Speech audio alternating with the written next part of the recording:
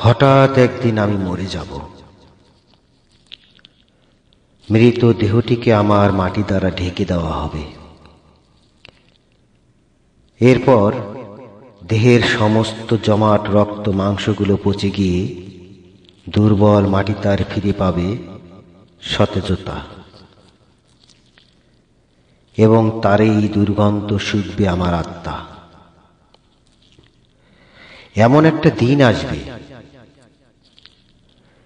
যেদিন আমি প্রত্যেকের জন্য মরে যাব।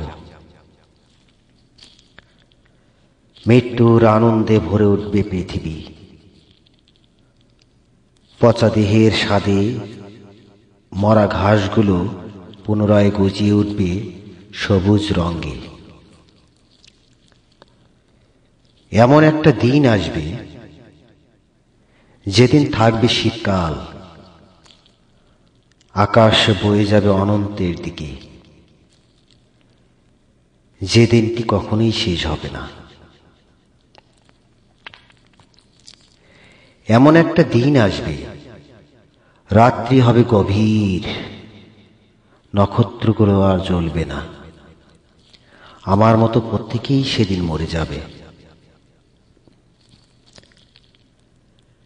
এমন একটা দিন আসবে যেদিন আমি নিখোঁজ হব। তোমাকে ঘিরে অনলাইনের পাতায় আর যাই কিছু লিখেছিলাম, নতুন করে আর কখনোই লিখব না। এরপর তুমি ফেসবুক, ইনস্টাগ্রাম, টুইটার, হোয়াটসঅ্যাপ ইত্যাদি সব সোশ্যাল মিডিয়ার প্রতিটি আইডিতেই খুঁজবে আমায়। দেখবে কোনোখানেই আমি আর লিখছি না।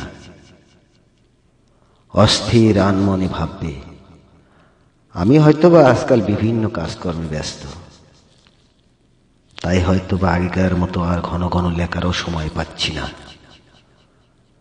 অথচ আমি মিশে রয়েছি তোমার এই পায়ের ধুলোয়, তুমি তা জানোই না।